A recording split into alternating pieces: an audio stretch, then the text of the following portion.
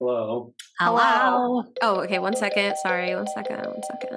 Hello, and welcome to Spooky Sips, where we put our love of horror movies into a podcast and sip some spirits along the way. I'm one of your hosts, Yvette. I'm here with my co-hosts, Lara and Brianna. Hello. Hey. All right, so we decided to jump back into the 80s. And can I just say, it's been a few years since I've seen this movie. I forgot just how very 80s it is. Oh, yes. Amazing. My favorite decade. Yes. So we watched Nightmare on Elm Street, the classic, which I'm sure you already know what it's about. But essentially, there's this group of teens that are all sharing a nightmare that's very similar. And death begins to stalk them in their dreams. And as they die in their dreams, it comes true in real life. And so, the one teen, Nancy, sets out to solve the crime because the police are like, oh, you poor crazy girl, shut up. The cops and most of all the dad in this movie were so aggravating. They were. I about crawled out of my skin in some of the final scenes where they just are complete doofuses. Yes. Yeah. I think we're going to start off with something a little bit different because it's so funny. I myself don't take a lot of notes during the movies. So mine are usually pretty short. So I'm just going to read you the series of my notes. And I think it perfectly sums up the movie. Oh, I love this. I started off with first chase in alley. I love his little waddle. Yeah, he does waddle. This waddle. His face is genuinely disgusting. Maybe you don't think murder is serious. Jesus, Mom. I wrote that quote too. Damn it, Mom. Oh my God, the hidden coffee pot has me cackling. Yes. And then I ended in your shit. That was. Perfect. I mean, we don't even I need think to that talk really about. sums up what the That's movie kind of was. it. You We got don't it. even need Yeah. to we're talk done. about the movie anymore. That's it. That's all that happens. Amazing. Those are amazing notes. So obviously we've all seen this movie before. Yes. Honestly, I don't remember when I first watched this movie. I feel like I don't remember my first watch. Was it even with you guys? I feel like this is a movie that maybe you guys made me watch at some point. It very well could have been because I think we did watch it all together maybe a few years ago. Yeah. I think I watched it in high school. Mm-hmm. And I think in high school, I didn't truly appreciate just how amazing that 80s vibe was. I mean, I've always been an 80s fan, but I think when I was younger, I kind of felt like it seemed more dated or it seemed sometimes the older movies take a while. Right. Yeah. They seem to be drawn out a little bit more. So I don't think I appreciated it as much as I have the last few times I've watched it as I've been a little bit older. Yeah. I think for me, the first, because I actually didn't watch that many horror movies in high school. So as I got into my early 20s, it was something I tried to do to catch up on all of the movies. And my late friend Kelsey, this was her favorite movie. And so she was very excited to introduce me to it. So I saw this probably it was probably 15 years ago for the first time. And yeah, I think that I appreciated it even more this last time. I feel like something about this rewatch it was more it was I feel like I'd forgotten so much about it. Maybe it's because there were a lot of sequels. I think that could play and I think I watched some of them. I've definitely watched more than one of the sequels. So I feel like they all started to mix. So rewatching this, it was this movie's great. It was really fun on this rewatch. I feel like I caught some things that I think maybe I haven't, noticed or really appreciated in the past too, the hidden coffee pot. Yes. And I know we'll talk about it as we go through the movie, but I wrote down that is a genius idea. So secret coffee. Why not have a coffee pot alarm in your room? You don't even have to roll out of bed. Yeah. That's what wakes you up is your coffee goes off in your nightstand. I want a coffee pot nightstand. You just smell the coffee and you're up. You're there. Mm-hmm. Okay. It reminds me of the Office where Michael Scott makes bacon on a George Foreman grill to wake himself up. So I thought if I'm going to burn myself with coffee. Set up the George Foreman grill, the coffee pot. You just have a whole little diner there, right? Yeah, your nightstand. Yeah, probably. Oh, jeez. Yeah. No, this movie had so many great moments. Yeah, I don't know why that coffee pot was so funny. I know. Like, it just I'm like, all right, good night. And then it's like secret. I know. It's like when people like hide cigarettes or something. Yes. Coffee smells like coffee. Right. It's not like you can just hide it visually and have there be no evidence of brewing coffee in your room. I have to say that I appreciated the character of her mom. I loved her mom much more this watch. Nancy's mom. Like, holy shit, what a well-written character. Like, she's golden. She had so many lines. Yes. Yeah. No, and she's just all over the place. Yes. At times the best mom ever. At times a very questionable mother. Like, it's absolutely. In usual horror movies, I feel like one of the tropes is like, where are your parents? Right. You know, like I feel like that's a big part of horror movies. Is like at no point do we ever meet the parents. So I feel like having Nancy's mom and to a lesser extent her dad, like actually be involved in it was so funny. Like I love Nancy's mom. Like when she's like, oh, I'm taking her to get help. And it's like the sleep hospital. Yes. You know, they're like immediately doing all these like studies on her. Yeah, because she hasn't slept for 2 days. Right. And I love how she's just constantly chugging vodka straight out of that opaque vodka bottle. It's just, love it. Well, and there's a lot of moments where like Nancy is being a shit to her, like just that teenage attitude of like, shut up, mom. But her mom is like caring for her and like bringing her like, you know, warm milk after she drew her a bath. And Nancy's like, shut up, mom. Like, God, no wonder she drinks. I know that scene was also one of my favorite quotes from the mom where she's talking about like, don't fall asleep in the bath. And Nancy's like, you know, being a little shit. And then the mom goes, hundreds of people a year get killed like that. It's like, where did you pull that statistic from? Is that true? Because she presented it so factual. Yes. You know, there's hundreds of people a year that die. She had evidence. Falling asleep in the bathtub. It's amazing. So I should have looked that up. Yeah. Amazing. Well, I feel like we can jump right in because we get our first death pretty early on in the movie, right? Like, yeah. The only thing we really see before the first death is we see kind of this montage of who we learn is Freddy making gloves with knives on them. That's the only thing really that happens much before the dream. And it just like jumps right into that. Yes. Like there's not a lot of lead up. I feel like I started the movie and it was like, that's it. Here it is. Here we go. Yeah. Yeah. We're like in Tina. Is that her name? Tina's nightmare. Yeah. So Tina's attack scene is one of, I think, probably the most iconic horror movie scenes.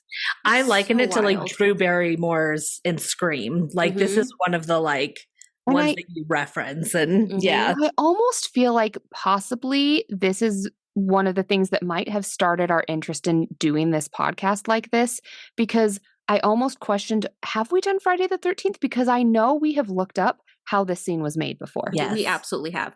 So I was like, wait, we've talked about how the scene was done with Tina and the ceiling. And I know we've talked about it. So have we done Nightmare on Elm Street? And then I looked up, I was like, no, we haven't. Right. But I think it's part of the reason why we are here today as Spooky Sippers. No, I totally thought the same thing. I was like, no, like I've looked this up. Like I know how they did the scene. Like we've definitely done it. So I did the same thing. I like searched back through. I like checked Spotify. I was like, maybe it's in there. Yeah, me too. Yep. That is funny. Because we would totally go to like do one that we've already done. Like we would, and it'd be worth it. That would be. Yeah, I would not be surprised. But yeah, should we get right into our first death? Yeah. Poor Tina. I feel like we're led to believe Tina's going to be our main girl character. Kind of seems like it at first. Because it's her nightmare. She's trying to convince her friends, like, wait, this is weird that we're all having the same nightmare. Like, it feels like we're going to go through this journey with Tina. But we're not. Yeah, And- because she learns quickly that like her friends are also having a dream with this character, this Freddy Krueger in it. And so I think she's like, well, shit, like there's something happening. Yeah. Yeah, there's this brief conversation with the kids at school. They kind of, not all of the kids fess up to having nightmares. Right. But Tina says, "Oh, I'm having this bad dream." And then Nancy says, "Oh, me too." And then so does Nancy's boyfriend, who is Baby McBabyface Johnny Depp. Introducing Johnny Depp. A baby in this. You guys, in the one scene where he's hanging out in his teeny tiny little t-shirt, I could not handle it. What was that? Yeah, like the belly shirt. Yes. He stood up. It was top belly shirt. I audibly gasped. It's like, what is that? Yes. I couldn't focus on anything else that was happening. We'll like need to post just a shot of that. It's so good. We will. So Johnny Depp beat out a lot of people for the role of Glenn. I feel like it's always fun seeing like, oh, who could have gotten it? Yeah. So for the role of Glenn, Charlie Sheen, Brad Pitt, and Nick Cage. Oh my had all auditioned for the role. I don't think I could see Nicolas Cage. No, the others maybe. That would not work. But Wes Craven's daughter was like, she saw Johnny Depp and she was like, Dad, I will run away from home if you don't cast Mr. Depp. Amazing. I love that. That's so good. I love that so much. She's like, I will literally run away. He's so dreamy. Cast him right now. He is dreamy. She just wanted to like, come visit her dad on set and Johnny Depp. That's amazing. Yep. So I love it. I can see the other ones doing it except for Nick Cage, because I feel like Nicolas Cage has always been a grown adult man ever since he was a child. Like he doesn't, like even as a 7-year-old, he was probably a 40-year-old man. Yeah. And I love me, some Nick Cage, but he's not not what I think of when I think of a good teen actor. Yeah. No. Agreed. Yeah, I don't think it would have worked. And then for the role of Nancy, our main character, some other people who auditioned were Jennifer Grey, who tell me the actress that plays Tina, whose name I'm forgetting right now, tell me you didn't think it was Jennifer Grey. Yes. Oh, I did. When just at the very beginning, like once you actually saw her, it's like, that's not her. No, but I did too. In that first scene, like nightmare scene, I was like, Jennifer Grey. I didn't know she did this. Because I even was like, oh, I didn't remember that she did this. And then I was like, oh, wait, that's because she did. It's not her. It looks like her. It's like, agreed. They look very similar. So Jennifer Grey, Demi Moore, and Courtney Cox had all auditioned. Okay. I could see any of those. Yeah. I feel like the actress, Heather, oh my gosh, she has a long last name. She was phenomenal. Langenkamp. Okay. Was very good in it. No, she was phenomenal. Yeah. Now I love this movie for what it was, but I thought the acting was atrocious. Well, but that's part of it. By Nancy and the mom. Like, that's what makes it. And also, like, what about the mom's skin tone? I couldn't get over the makeup that this mom wore. Like, the bronzer and blush happening was, I think, amazing. It takes you back to a time. It does. Acting was different back then. Okay. Yeah. No, I terrible. I am very happy with everyone who was cast. I think they did a great job. But the acting was terrible. Yeah. I think that's just part of it. That's part of the 80s. Yeah. Acting was different. So they had all kind of chatted about how several of them are having similar nightmares. So then they go and have a sleepover because Nancy's Tina's mom was gone. Tina's mom was gone. So Nancy's going to go sleep over with Tina. And Nancy's boyfriend is there, but they're very kind of, PG. Nancy doesn't want to go too far with her boyfriend, but then Tina's kind of gruff. They initially make him very non-likable. Right. But then he very much grew on me. Yes. Yeah. They make him seem like just a jerk. He comes over and is just obviously wanting just sex. Right. Yeah. Doesn't really care about anything else. So he and Tina go up to the bedroom. And have sex. Yeah. Yeah. And a true horror movie trope.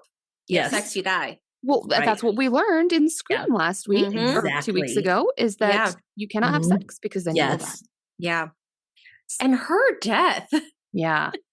Is wild. Like the buckets of fake blood that they must have used. Yeah. Yeah. Yeah. Because they fall asleep, you know. Rod is his name, right? Rod and Tina fall asleep. Rod, I literally didn't even write down his name. Okay, yeah. Yeah. I just remember thinking like, yeah, you are a Rod. Yeah, they fall asleep, and I have a lot more details on kind of what happened in all of the dreams because we will get to it later, but I do have some pretty good notes. Perfect. Nice. On what happened with the dream. Very quick rundown. She sees a sheep in an alley in her dream. Yeah. And the sheep runs into a trash can or something, makes a noise, and that startles her. And the chase begins. She then sees Freddy. He's chasing her. Ends up chasing her into this boiler room area where there's all of this steam and this screeching sounds. And Freddy's wearing a red and green sweater and has the gloves with knives and a stupid little hat. And his fedora. Yes, his fedora. Thank you. Did you even call it a fedora? I don't even know what to call it. What do they call it? It's like a flat. Like a bowler? Is that a word? Bowler? I don't know how you would describe. I know that's a type of hat. I swear they call it a fedora at some point. I mean, because making that up. Maybe it's a fedora, but like it's almost like a floppy sun hat, but straight. I don't know. No, bowler hat. It's a bowler hat? I think it's kind of a bowler hat. Like, yeah. Yeah. You know, know, a mix between a bowler hat and a sun hat. I don't know. And a fedora. Yeah. A silly hat.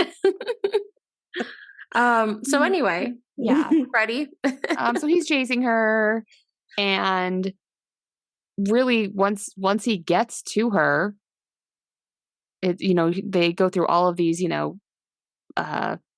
crevices and turns and twists in the boiler room, but he catches her and he claws at her with 4 fingers and the blades on his 4 fingers right down her chest and stomach, like right down her core.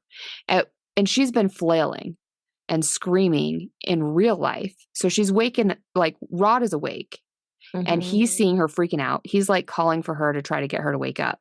And then he sees her nightgown kind of open and that she gets clawed and cut like razor blades. And it just starts gushing blood.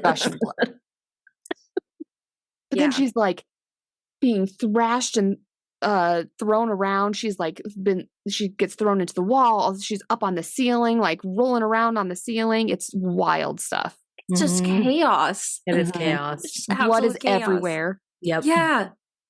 It's like the whole room has been painted red with her blood. And it's a very fake blood. Like, and I know, effects and tech and all of that, like different time, but like rewatching it, it's like bright red cherry colored blood. Like, yeah. I think they went through so much fake blood that I think for a lot of the scenes where it was like a lot of blood was used, it was literally just like water and food coloring. Yeah. I think is kind of what they used, which, when you need a lot. Right. Kind of makes sense. Yeah. Yeah. And then he kills her. Freddy kills her. And so she falls like off the bed, dead. Yeah. And Rod is now covered in her blood because he's been in the room. Right. And he flips out and runs out the window. Right. Yeah. Because what do you do? Right. Obviously, it's going to seem like you just no one is going to believe what you just saw. Yeah. Yeah. And nobody does except for Nancy. Nancy kind of believes him. It's at this point when so Rod's being blamed, and so Nancy is at the police station, kind of explaining what has happened to her dad, who is he the sheriff or just a cop? I think he's like the not the captain, but he's like one of the head guys, like a lieutenant. Yeah, he's like a lieutenant or something. Yeah, yeah. And this is when Nancy's. I think what she's trying to explain is that the fight between Rod and Tina was not that bad. Yeah. It was not that serious, but the mom is thinking just about the murder. And she's like, maybe you don't think murder's that serious. Yes. And this is when I wrote, Nancy's acting could use some work. She was doing her best. She's doing her best. But yeah, then they just go on about their day. Nancy goes to school. And we should note Nancy has not been sleeping, and that's like a main part of the plot is that Nancy is not sleeping because she's afraid of, Yeah, she's starting to put it together, right? Yeah. Of like, I don't know if she's fully put it together, but dreams are bad. Like she's definitely realizing that. Yeah. Mm-hmm. And I think she's realizing that like, holy shit, it's real. And the fact that like, if it kills me in my sleep, it will kill me in real life. Mm-hmm. And I think we do see a little bit of a dream, probably this night after this happened, where this is when Nancy sees the monster kind of coming through the ceiling, like before she goes to school the next day. Does this sound right? Mm-hmm. Oh, I think that's while they're at Tina's house. Because it's, it's kind of like Freddy's amongst all of them, So I think that's where we see that scene. I believe so. So, but yeah, so before she goes to school after Tina's died, she has this dream where, Freddy's kind of coming out of the ceiling and she's hearing whispers and laughing. And this is the dream where she sees Freddy take his face off. Yeah, and it's really gross. Like it's legitimately I forgot about that scene. Yeah. Disgusting. So she's having these dreams and it's making her, not want to sleep. And for some reason, Wes Craven actually wanted his face to be grosser. Like he was like, it should be like there should be more like open sores and he wanted it to be like skin. So, right? So I guess the original vision somehow was to make this even more grotesque. Wow. Luckily, the makeup artist was like, I feel like maybe this is good. I think we're okay where we are. And even that version, it took like 3 full hours to get his makeup on. Wow. And I guess like it took a long time to take it off too. Oh, but it was like by the end of filming, he was getting so frustrated that he would just kind of like tear it off. So his face was just like raw. Like it was like from all that like applying makeup, removing makeup. So can you just go to sleep in it some days and just not? I know, like not move. Yeah. Come back in the morning. And I think it was like the commentary someone mentioned that, I mean, he stays in character. So it was like, they would all be in like the, like getting lunch and he's like, has the full effects makeup on. It's like next to you in craft services. Yeah. That would be so cool. I love that. Fantastic. And then is this where Nancy has like the kind of like daydream at school? Yeah, so she the next goes one, right? to school on no sleep, and the mom had said don't go to school, and I think Nancy was, honestly trying to not fall asleep because she was saying if I stay home, I'm just going to be thinking about it, so I'm going to go to school.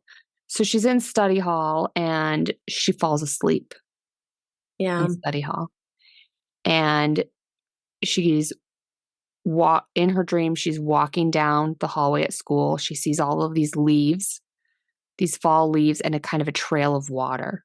And she follows the trail of water and she goes downstairs. And then she ends up in the boiler room kind of space. Yeah. She sees Tina in a body bag, like in a white opaque body bag, but she can like see her face. Then she sees Freddy, and I believe Freddy has like on some part of his body, all of these maggots are coming out of it. Oh yeah. Yeah, that's in one of the That's in this dream. I'm trying to remember if it was in Freddy or if it was in Tina. Yeah. And she sees all of these rotting teeth in Freddy's mouth. So he's chasing her. She ends up kind of fighting with him, like running through the boiler room. And he, as they're fighting together, she puts her own arm on a very hot part of the boiler. Oh, yeah. To burn herself. And so when she does that, it wakes her up, and she wakes up in study hall with a burn on her arm. Yeah. So she's realizing she was like screaming. Yeah, and screaming. Yeah. So she like leaves school. Yeah. So she's realizing the stuff in the dream can be brought to real life. Mm-hmm. Yeah. Mm-hmm. Oh, and also we should mention on her way to school, her dad had set up a little bit of a trap in order to catch Rob. Yes. So at this point, they've now caught Rob. Rob's in jail. Yes. Yes. Which is when Nancy goes and like talks to him, because she at this point she's like, okay, I've put this together. So she goes to Rob to try to get more info. Like, you have the dream. Like, was anyone else in there when Tina died? Like, she's like putting it all together. Mm-hmm. Yeah, because when he like in the trap, when he ran into her, he pulled her aside and was telling her, I didn't do this, and you can tell she believes him that he really didn't do it. Right. Yeah. But yeah, then he's in jail. Yeah, and that's our next death, because then that evening Nancy realizes like, oh shit, Rod is next. So she runs down to the jail and is like begging them to let her see him, and they're not going to let them. And she's like, fine, then you just go check on him. Like, just go see that he's okay. And while this is happening, it's like overlaying the scene of him in his cell, and, you know, the nightmare Freddy is like creating a sheet rope to like hang himself by. And Nancy's dreaming too, right? Yeah. I think she had, this is when she kind of made a plan of having Glenn watch her sleep. And in that nightmare, she saw Freddy go to that's when he like walks through the bars of the jail cell to like attack him. And then she wakes up and runs to the police station. Exactly. So like, she had that dream, and I think that's what led her to running over there. Yes. So she's fully awake at this point. Right. I think. Yeah. Right. But by the time they get there, it's too late. Yeah. You know, they like check for a pulse and he's gone. And it looks like he just hung himself. So again, the cops don't believe anything Nancy is saying, because they think it looks like he killed himself. Like he's, you know, dealing with the guilt of having just murdered his girlfriend, can't face the consequences. Yeah. Off in a cell. Yeah. And I will say, so while Nancy had fallen asleep because of this plan, it's one of the scenes that I feel is so provocative, because this is when she fell asleep. Actually, this was before. She was starting to fall asleep in the bathtub. This is before she actually then falls asleep. Oh, yeah. Oh, we have to talk about the bathtub scene. We have to talk Yeah. about the scene in the bathtub. So before she falls asleep and then the Rod thing happens, she was asleep, despite her mother's warning of hundreds of people die every year. Hundreds of people are affected by this. It's so funny. But so as she's just in the bath, it's just such a provocative scene, because she's a teenager. She's supposed to be 15 in the movie. Right. And it's just the shot kind of going from one end of the bath facing her, where it's coming up from her legs, and you see her face, and then you see her legs open. Right. Yeah. And then the knife fingers come up from the water, and you're just like in between her legs. In between her legs. Just the anxiety. And the camera angle keeps switching between like from her perspective to the other. Like, so you're just seeing the different sides of like her being attacked in the bathtub. And she starts to get attacked, but then she kind of pulled into the water, drowning basically by Freddy. But then Mom is there, and she kind of is able to wake up. Right. Yeah. Yeah. No, but anxiety inducing. That is a great scene. It's such a good scene. It's so good. Well, and it's cool because in the nightmare realm of that scene, like, it is underwater as well. It's more like an ocean of water than a bath. But it's so cool how like it shows her struggling in this like deep ocean of water, and really it's just her bathtub. So yeah, I love that scene. Yeah. Well, I guess in order to film that, they used like actually a pretty small, I don't know if it was even like a pool. It was actually really small, but what they did is that they covered it all in black. To give it the effect of it being a lot deeper than it actually was. But like you absolutely get that. Like, it's like, oh, she's in the ocean. It looks like it goes on forever. So I thought that was kind of a neat, like, cheap trick of like, oh, just make it all black and it's going to look like she's going into like deep, deep water. Yeah, no, that's awesome. Yeah. Cool. Oh, and that's when then Mom of the Year, after chugging her vodka bottles, she takes Nancy to the sleep clinic. Yes. Yeah. She's getting her help, out. okay? Yep. Also, her best friend was just violently murdered when she was there. Of course, she's not sleeping. Right. It's been 2 days. She's not doing great. I'm not sure when it is in the movie. I feel like it's about midway, like where she starts graying. So like her hair is during like the sleep study. Oh, okay. Okay. Yep. Mm-hmm. Yeah, that's right. Which is such a cool additional effect that they didn't need to do, but it really added to it. I agree. Not only did they gray her hair, but even before they did, at one point when she wakes up, I think it's maybe when her boyfriend, what's Glenn? Glenn, that's right. Glenn, Johnny Depp Glenn, when he's there and she looks at herself and her hair isn't gray yet, but she even says, "Oh, I've aged 25 years." And they put like different shadowing on her face or like spots almost. They make her look so much better. Well, because in that scene she goes, "I look 20 years old." Yeah. I'm like, "Oh, I look 20." You wish you looked 20. That's not what 20-year-olds look like. So that was a joke because she was 20. Oh, okay. So she was playing a 17-year-old, but like she actually was 20. Perfect. No, I made that note where I was like, in like the nicest way possible, she looks awful by the end of the movie. Like she does. They really make her. They showed the sleep deprivation. Look affected. Mm-hmm. Yeah. Like when this is obviously jumping ahead, but like when we jump to that final scene where she no longer looks sleep deprived, it's like a jump scare. Yes. From the character we had just been looking at to that. Yeah. Yep. Totally. So in the sleep study, there's another one of my quotes. Okay. So she's not wanting to go to sleep, but they're reassuring her. And honestly, that's the best time to do it. You're terrified to go to sleep, but literally people who are actually professionals, not your Joker boyfriend with his t-shirt, they're watching you sleep. If something's going to happen, they're going to stop it, right? There was one thing I noticed in this scene. So this whole movie, I think watching it again, a lot of the background stuff is so weird. Like they have a lot of weird decorations. And one of the things I had to rewind because I was like, what is that? It was during this scene where the doctor and the mom are like sitting in, the little area, like watching her. And in the background, there's this poster.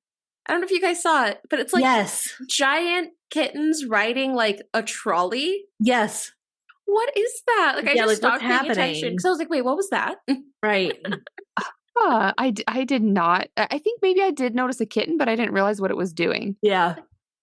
There's actually two. It's two little kittens riding a trolley. I love that so much. So anyway, we can keep talking about the sleep study, but that's what I was looking at personally. Well the important stuff, Yeah.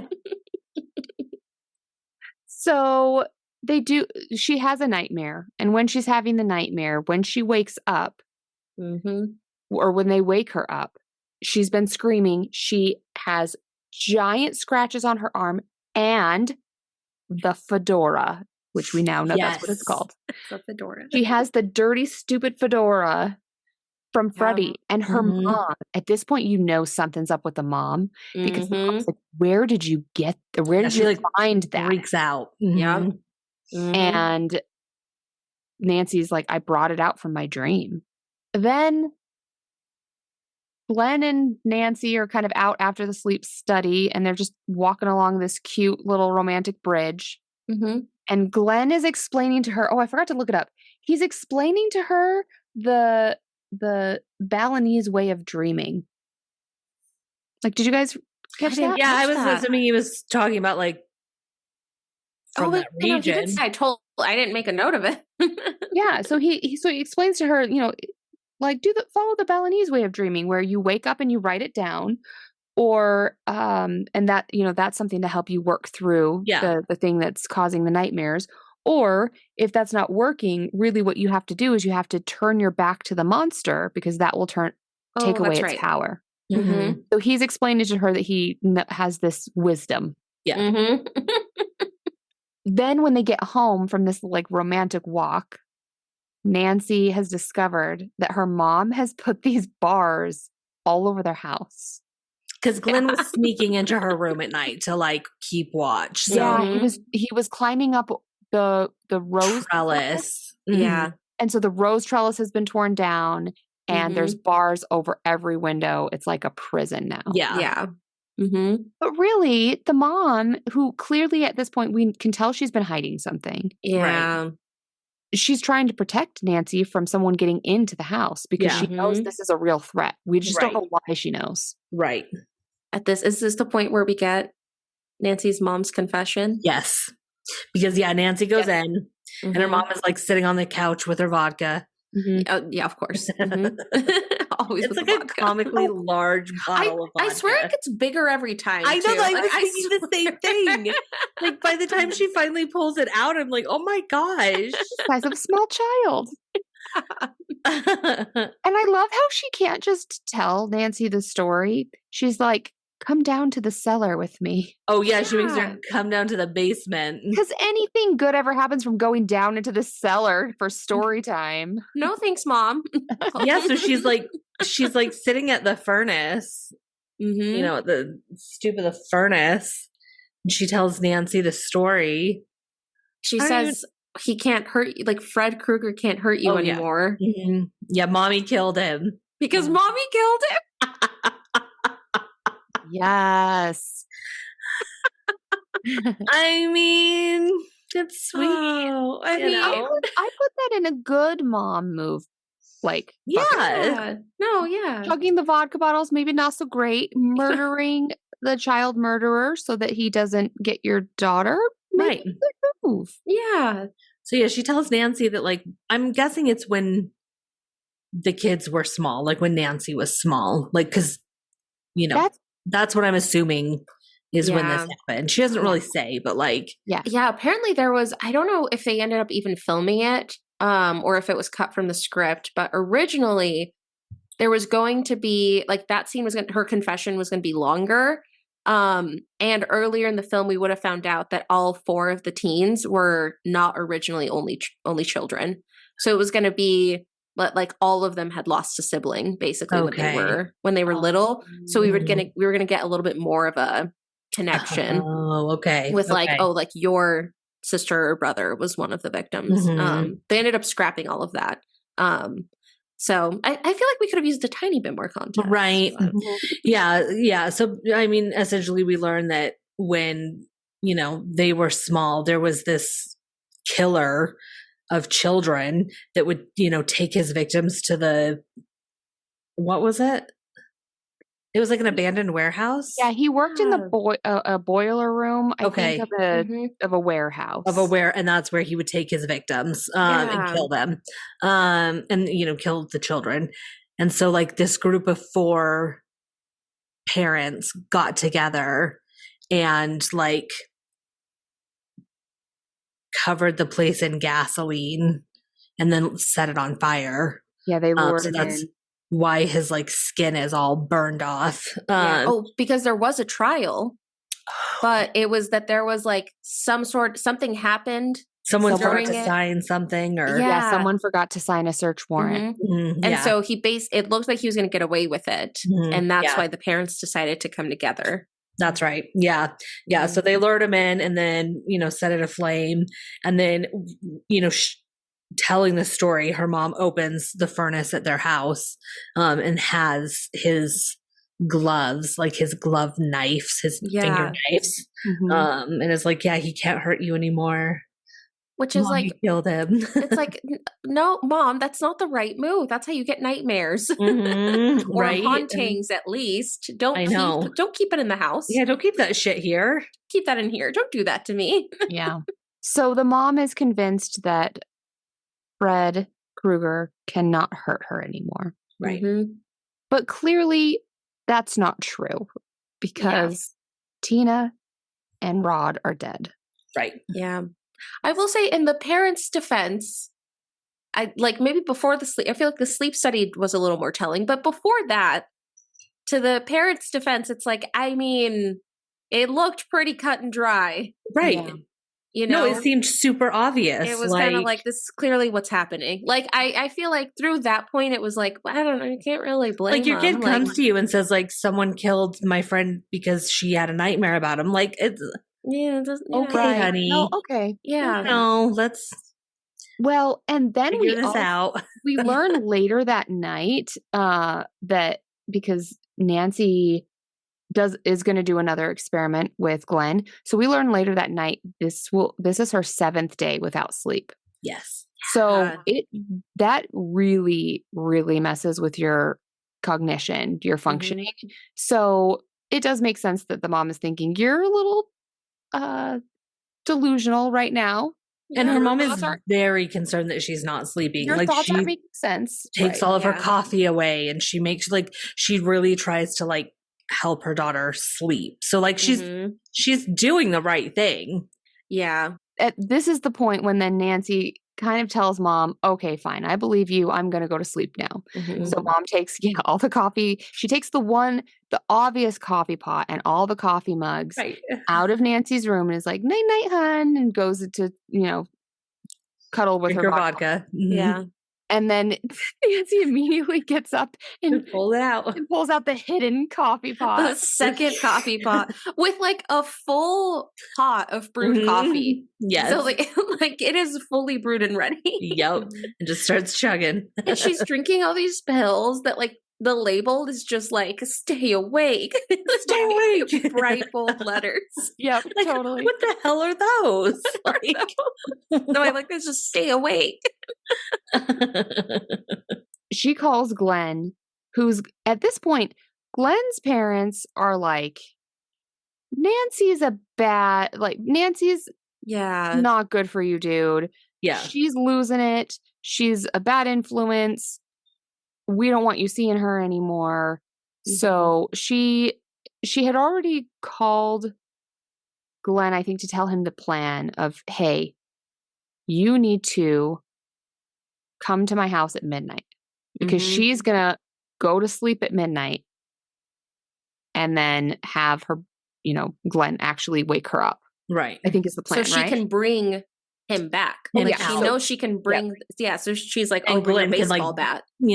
Knock him unconscious. Yeah. So she's like, look, if I can bring back the hat, I'm going to, latch onto him, bring him out of my dream. And as soon as I do, get you're an athlete, get your baseball bat and be here to, wake me up and get him. Yes. Yeah. So she's just trying everything she can to stay awake until midnight. So is he. But Glenn does not do a very good job of staying awake. No, he falls asleep. He's very bad at that. Yeah. We learned that he's bad at one thing in this movie and staying awake. Yeah. Yeah. So he has music plus the TV. I love that the little, and by little I mean giant TV is just on his lap. Yes. He's just with this giant TV on his lap. I know. Back in the 80s, this is what people had to do. You did not have a laptop. You did not have your phone. If you wanted to watch moving pictures, you had to get a giant box plugged into the wall and stretch it and set it on your lap. Well, see, Nancy had a little chair by her bed, and it was that's reasonable. He was just on his lap. Front and center. I mean, he's got to stretch out with that tiny t-shirt and show his midriff. I feel like that would burn. That's I know, skin right? contact. That thing's probably warm. Yeah. That's true. That is very true. Anyway, Glenn is asleep. Nancy realizes that he's probably asleep, so she calls him, to which his dad picks up the phone, and he's like, I'm so done with this. And so he leaves the phone off the hook. And for our younger listeners, that would mean that they can't get any more phone calls. Yes. You can only get one at a time. Yes. Yeah. First of all, there's only one phone for the entire household of people. Yep. And if it is in use, there's no call waiting. Nope. There's no just multiple calls at the same time. Mm-hmm. Nope. Yep. Nope. So he's like, no more calls. No more calls. And Glenn is the third death. And his is pretty fast. It's pretty fast. It's fast, but it is wild. Yeah. So he gets sucked into the mattress. Mm-hmm. TV and all. Yes. Giant TV and all. And the way the blood sprays like a geyser. Amazing. Yeah. This was better blood for this scene. This was good. Yeah. This scene had good blood. Mm-hmm. Yeah. Again, covers the whole room. It's like the whole room has been painted in red. And it's just gallons. So much blood. It's a geyser of blood. Yeah. Okay, so for this scene, so they used the same rig, like the same room as Tina's room. Okay. Because for Tina's room, we kind of talked about it. They created a room that could spin around. Right. So they used the same room, and the way that it worked is they flipped the room upside down. Makes sense. And then they had a giant jug, a container with 220 gallons of fake blood. Okay. And so they had one shot. Like, right. We have one take of this. Yeah. And so the way that it worked is they would turn the thing to release the blood through the bed and have it splash down onto the ceiling, right? Because the room was upside down. I guess when they were filming this, because it's the room that rotates, they didn't really account for the fact that maybe the water would splish splash side to side. Right. And so the room started swaying and kind of swishing, and like they could not get control of it. Oh and my so gosh. It started to get a little bit out of control. So that was one thing that started going wrong. And then a second thing is there was electricity running to the light fixture in the room, which was now on the bottom. So the light fixture on the bottom was getting splashed with a ton of water.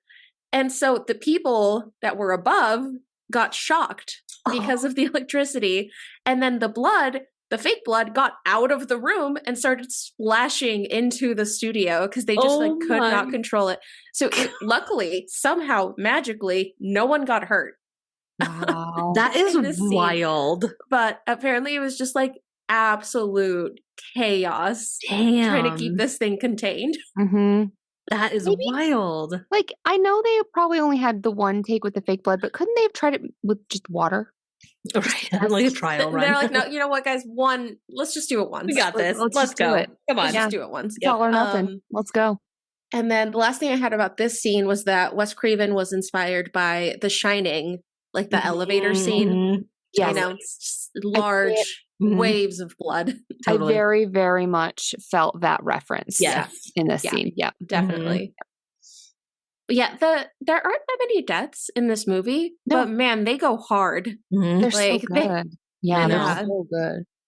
Yeah. So yeah, poor Glenn is gone. And we should say that like Glenn's house is across the street from Nancy's. So when all of the, obviously his mom, I think it's his mom, opens the door and sees it. His poor parents is shocked.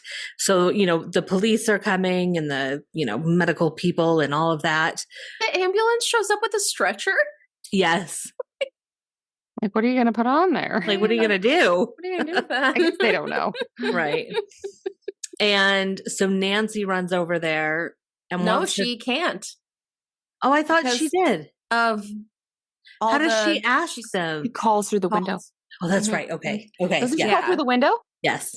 Yeah, she yells at them through the window, and then she's able to call them, because she talks to her dad on the phone. Oh, yeah, okay, yeah. That's right. And one thing that I want to point out is that they do make it very clear that Glenn died at midnight. So it was at midnight when he was supposed to be awake, right? He got killed. Yeah. And yes, then Nancy is able to talk to Dad. Says, Dad, I need you to wake me up. I think it's been like 10 minutes since Glenn died. Yeah. She goes, you need to wake me up at 12:30 in exactly 20 minutes. Yeah, she's very particular about that. And so she calls him at, I'm guessing, 12:10, says, wake me up in 20 minutes. And then does a super, it must be the fastest Home Alone style booby trap setup I've ever seen. How did she manage to do all of that in 2 minutes? Yeah. No, it's like no time passes in the time that it takes her to rig up all of this. Right. Also, one thing I didn't catch but read later is that at the point when she says that, okay, give me exactly 20 minutes, there's exactly 20 minutes left of the movie. I wondered. I wondered if there was. No, I totally didn't catch that, but I saw that online. So is it during this quote unquote 20 minutes too that Nancy goes to tuck her mom in, basically? Because there's that weird scene where it's wait, why are you comforting your mom now? Yeah. She's fully flipped. I think it might have been right before. Or maybe it was right before. Died. Yeah. I feel like we have to talk about it. Oh, yeah. The mom is just totally wasted. Yeah, totally wasted on the couch. Yeah. And Nancy ends up comforting her and tucking her in. Yeah. And then probably because it's not the first time she's had to do that. And then she pulls the freaking vodka bottle from her pillow behind her to drink more. It's like, damn it, Nancy's mom. And then I was thinking, Nancy, maybe you should have had some of that vodka, girl. I know, right? Honestly, Give Nancy some of that. Courage. I know. Oh my God. Oh my gosh. So I know we're like almost through the movie, but speaking of that, should we talk about what we're sipping on? Yes. Yeah. Because we haven't done that yet. Yeah. So we thought we would mix it up this week, and we're doing, because we thought it was appropriate, the Sleepy Girl Mocktail. Mm-hmm. So, you could just have this before you go to bed and have some really nice, calming nightmares. So I actually started drinking this a couple of weeks ago. I have mixed opinions, but it's very tasty. So you do the measurements can kind of be to like your preference, but you have tart cherry juice, and it's supposed to be the tart cherry juice. Mm-hmm. And you have magnesium powder, or I've heard they also have drops, magnesium drops. You can try that. And then you top it with like a little sparkling water. You do like a flavored LaCroix, or you can just do seltzer water. And you mix that all together, and it makes for a pretty decent little mocktail. Yeah. Yeah. Mm-hmm. I tried looking up if you, like Nancy's mom, enjoys vodka. Could you add it to it? And I think the answer is no. I don't think doctors recommend mixing vodka and magnesium based on my very quick. So Google what search. you could do is if you Don't wanted do it to that. be alcoholic, you could not do the magnesium. No magnesium. That doesn't really add anything flavor wise. So you could just do tart cherry juice, seltzer, and vodka. Mm-hmm. That'd be pretty good, like a Cosmo. Yeah, that's kind of like a Cosmo on the rocks. Yep. Mm-hmm. I went and looked for my magnesium powder and wasn't paying attention. So I accidentally got the lemon fizz magnesium powder. And I don't know if I'd recommend it unless you like really sour candy. Because the tartness of the cherry mixed with the lemon fizziness of the magnesium powder is a punch. I don't feel de-stressed. No, the tart cherry juice does not mess around. It is like, I don't think you could drink this on your own unless you were like insane, because it's very, very tart. So like, that's why I say kind of like your preference on how much you do of each. Yeah. So yeah. I'm very curious. This is my first time drinking it. Okay, well, you're gonna have to let us know have an effect if it's helped you sleep. Okay. So so you set the booby traps. Mm-hmm. Okay, so yeah, she sets the traps. Oh yeah, this is when she tucks the mom in. You're right. Yeah, like she tucks her in her and a lot happens. I wrote down the whole time thing that bothered me, and then she sets the booby trap, and then mom's sleeping with vodka, and then there's a ridiculous dog. Oh, so then she falls asleep. Yes. Okay. Yes. And when she falls asleep, she's in the boiler room or in her basement or something. But wherever she is, there is a ridiculous dog poker painting in the basement where she goes. There is. Did you guys notice that? I don't think I didn't notice the cat on the trolley, which by the way, I did find the cat on the trolley online. Oh my gosh, that's amazing. But I did notice the ridiculous dog poker painting, and it was just the background posters in this movie. So ridiculous. Why? Amazing. I want to know why. They're so ridiculous. And they're like kind of distracting. Yeah, that was totally distracting. Mm-hmm. Yeah. And like, I think it's important to state, just like in the finale of the movie, like the movie has been able to create this sense of like, is this happening or is this a dream? Like there's moments where we're not sure as the viewer, like what's a dream and what's real life. So like we go into the finale kind of with that sense of like, okay, we think she's asleep. Yeah. So here we go. But there's doubt. Yeah. They do a pretty good job of blending it. I think I really like that part about this movie is how they're able to blend it. Yeah, because it's not like in other movies where it seems like a cheap shot, like, oh, it's just a dream. It's the whole movie is about it's essential to the plot line. It's like, it's just good the way it's good the way they do it. Yeah, totally. I agree.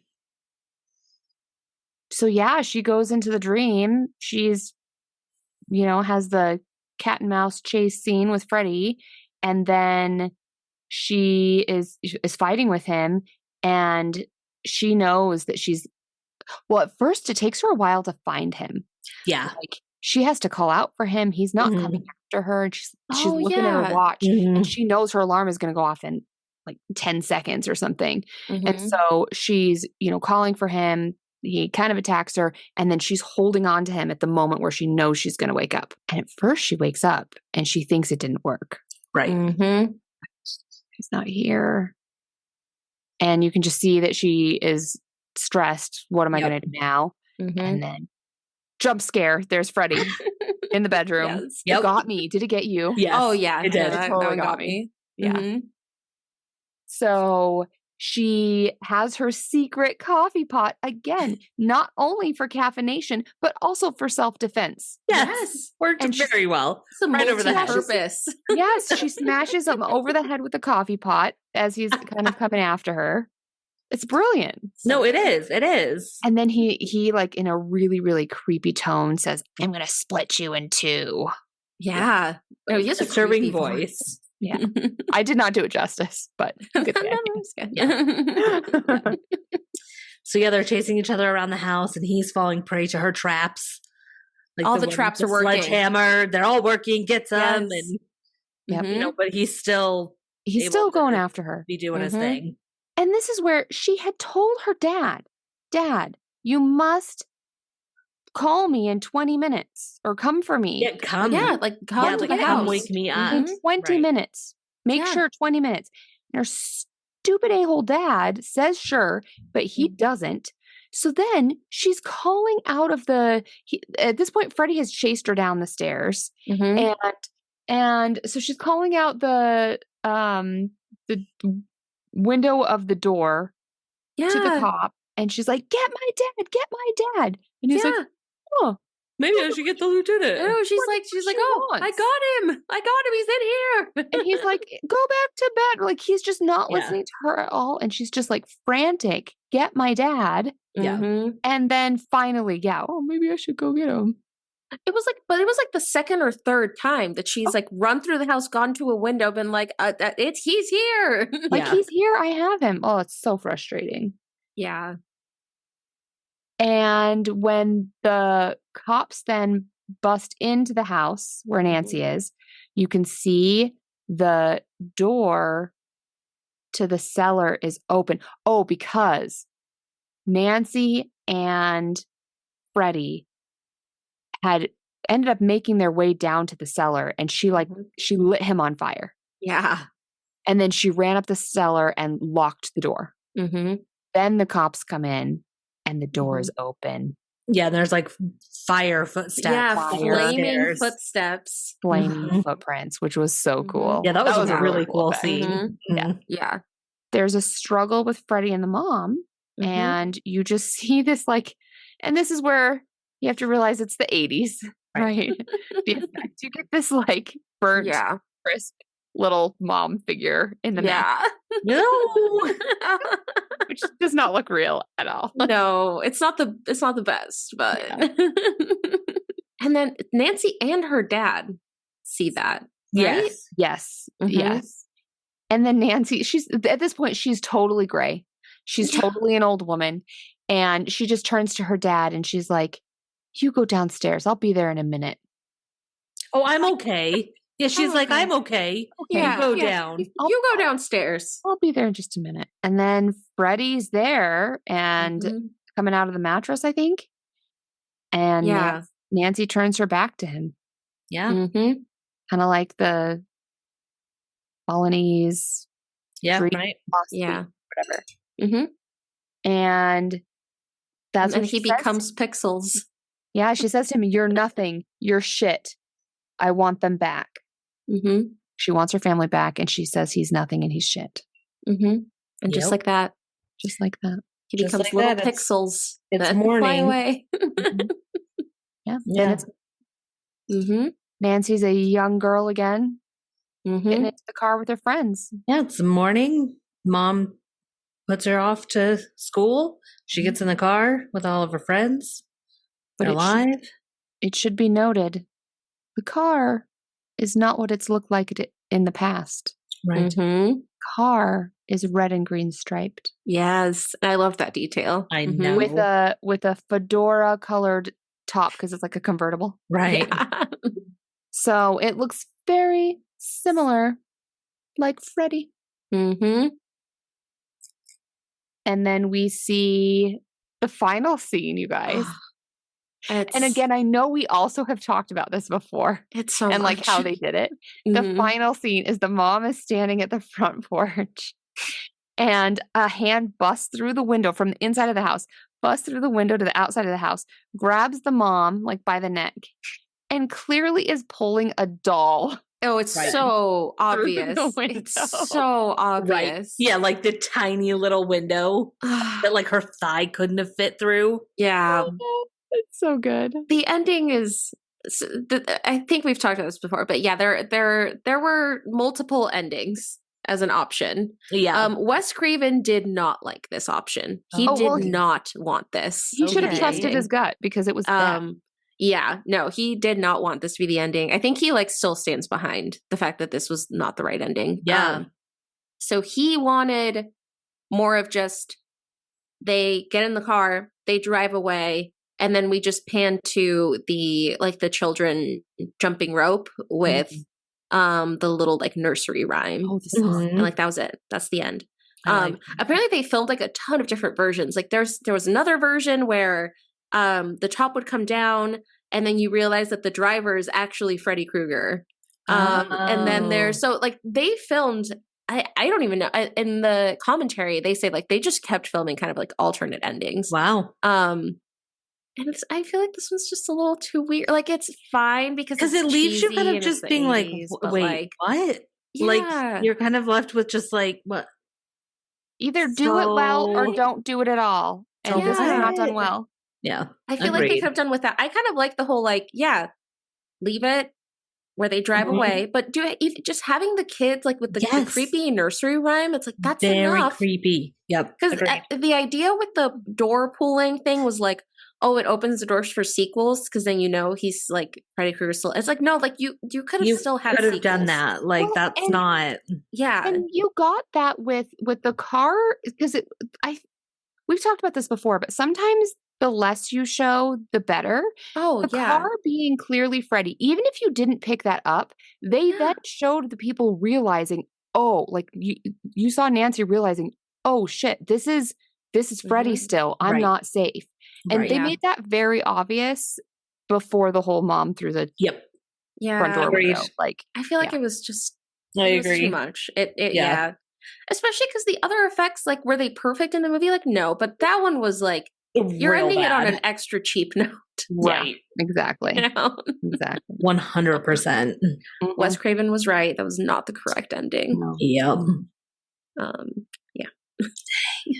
But yeah, that's Nightmare on Elm Street. Yeah. That end.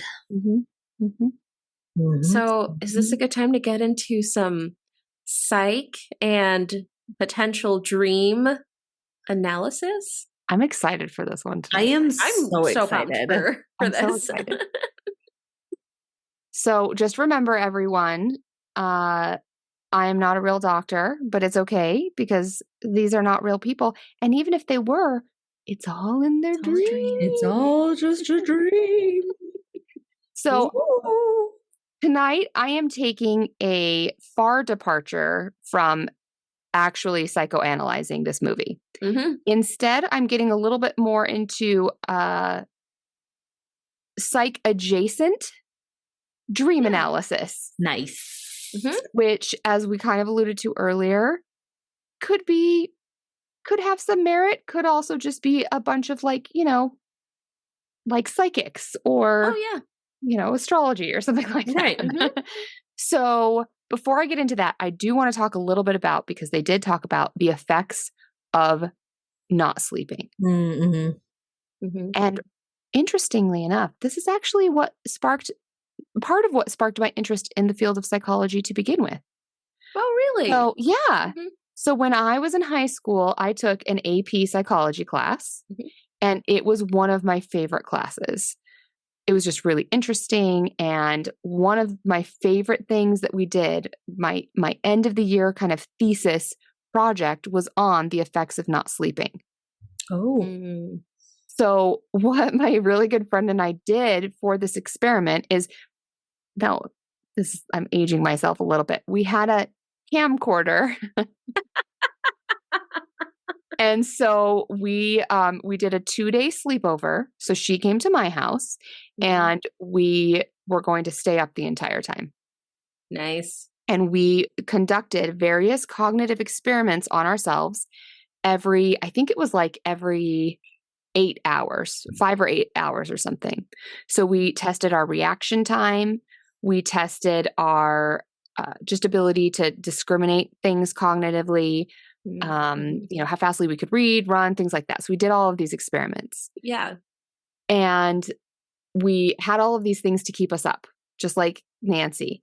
So the stay awake pills. Yeah. So, we didn't do the stay awake pills, but we had coffee. We had all of the snacks. And my favorite thing we did is, I even have one right here. You know, water bottles that you use to spray your cat, like if they are doing something bad. We sprayed each other awake anytime one of us looked sleepy. That's not a bad method, honestly. I love it. So, and we recorded the whole thing, and we ended up getting data on, how well we performed at the test at the beginning. And then after staying up for 24 hours, I don't think we ended up staying up. I think we ended up going like 36 hours. I think it's tough. Yeah. But it was really tough. Like we were wiped out and we got weird. Yeah. Like when you go 36 full hours without sleep, it's not good. No. So just in general, some things that sleep deprivation will impact is, your reaction time. One of the biggest things is your emotional regulation. So like being irritable, feeling more anxiety and depression. That's something that as you both know, I don't sleep very well. Yeah. Interesting. Your short and long-term memory and a lot of your executive functioning skills. So this is things like planning, organizing, decision-making, ability to focus. And this is some things we can kind of see in the characters of this movie. I feel like they do a good job of showing it. Except she makes great booby traps. She does. Yes. She was intact for that. No effect. Yes.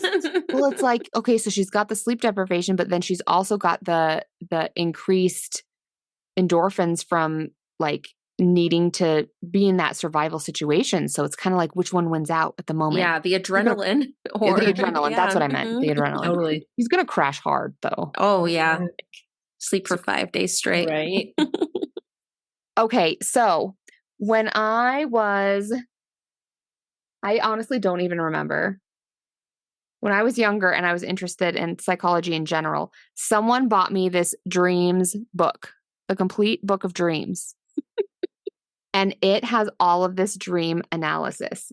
That thing is like textbook size. Yes. It's when, I don't even know when this thing was made. But anyway, it's not messing around. Is it scientific? No. Is it based on anything real? Probably not. Well, But is it okay. Yes. So this combined with some Googling for anything that was not in this book, although this book has a lot of stuff in it, I've analyzed some of the dreams we saw in this movie. Oh, nice. So let's just talk through them. Some common themes in the movie. Running. There's a lot of running of all the characters. So typically when you're dreaming of running, it could be that you're running from something that you unconsciously identify with, or that there's like a type of fear at your heels. So you need to figure out what that fear is. And that's kind of why you're running in your dream, is because you're trying to get away from that fear, but you need to figure out what that fear is in real life. Like, what is it really that you're afraid of? So to combat dreams of running that are causing you distress, before you go to sleep, kind of like the advice Glenn gives, is you should imagine facing your pursuer in your dream and demand to know why it's chasing you. So like if you ever dreamed, Freddy was with his knife gloves was chasing you, before you go to sleep, imagine yourself stopping, turning around and saying, Freddy, what's up? What's the deal? Why are you doing this? Another big thing in the dreams was dripping water. Did you all notice that? Yes. Oh, like now that you say it. Mm-hmm. Yeah. There was a lot of water in general. Yeah. I mean, it's a boiler room, but a lot of it I noticed was dripping. So water in general relates to emotions. Oh. There is some hypothesis, again, in my very thoroughly researched complete book of dreams. There's some connection that it relates to amniotic fluid. And so it goes back to a time when you're in the womb. Nice. Wow. Yeah. Okay. What that has to do with emotions, I'm not sure. But water that's dripping can signify emotions in your waking life that are leaking out in your dream or dripping out in your dream. Interesting. Okay. Which I feel like is exactly the opposite of what this movie is. It's like the dream fear is leaking out, dripping out into the real world, which I thought was kind of cool. Yeah. Obviously, there's also a lot of violence in the dreams. Yeah. So if a woman is dreaming of being attacked, that could represent sexual insecurity or just that she's afraid of males. Well, yeah. Reasonable. So, or if you're dreaming that you're attacking, so in our situation, Freddie is dreaming that he is attacking, that could be that Freddie envies the beauty, charm, and social graces of the 4 kids that he's attacking. And so he wants to degrade them. Because he envies what they have, because he doesn't have it. He's burned, he's dead, he's an awful person. In dreams, dying rarely actually means death. But a lot of times it is telling you that you need to make a big change. Like something in your life needs to change. Oh, interesting. So in this situation, I'm not sure that really applies because yeah. But So an interesting thing about knives is that if you think of them kind of as utensils, it could be if you're using knives as utensils, but say you're supposed to be using a fork or a spoon, but you're using knives, it's really an inappropriate tool. So Freddie's fingers as knives, I think, mean that Freddie is trying to satisfy his emotional needs in an inappropriate manner. Well, if you're using knives instead of appropriate tools, you're trying to satisfy your needs in an inappropriate manner. That's what I think Freddie's doing. Or for murder. Or murder. Okay, so I have like 3 or 4 dreams in total of theirs to talk about. Okay. The first is Tina's first dream. What I noticed first of all was that there's a sheep in her dream. Yeah, which is like, what? Why? That was a little out of place. Yeah. Agreed. So a sheep can symbolize being overly obedient, compliant, and part of the herd. I'll wrap this all up in just a second. She also, next in her dream, there's steam. Steam can indicate a warning. Oh, okay. She also hears a lot of screaming and screeching, which can symbolize pent-up emotions and a need to express yourself. She sees Freddie, and Freddie is wearing a red and green sweater. This is not a stretch, but red in dreams suggests angry. Green suggests envious, which could mean Freddie is envious of the daughter of the woman who killed him and all of her friends and all of the success and like happy life they're living. Yeah. Very angry about it. So my dream interpretation of Tina's first dream is that Tina sees herself in the sheep. So Tina is kind of the lemming in this situation. She goes with the crowd. She's popular. She's maybe a bit shallow. I think that's kind of what we get from her character in the first part of the movie. So she's kind of like she's the sheep in the situation. Right. Interesting. But the steam in her dream is this warning of what's about to come for others. And that's why it's in her dream, the first one. And she hears the screech and the screaming that the others will eventually hear, which is really just Freddie's pent up emotions of envy and anger. I wonder if they did any I know. Dream analysis research. Because like this works really well. It's like, I wonder if they did any research for what the dreams would show. Mm-hmm. Yeah. Mm-hmm. Mm-hmm. Yeah, it's interesting because I feel like dream interpretation can be a little bit like horoscopes in that you can make them what you want them to be.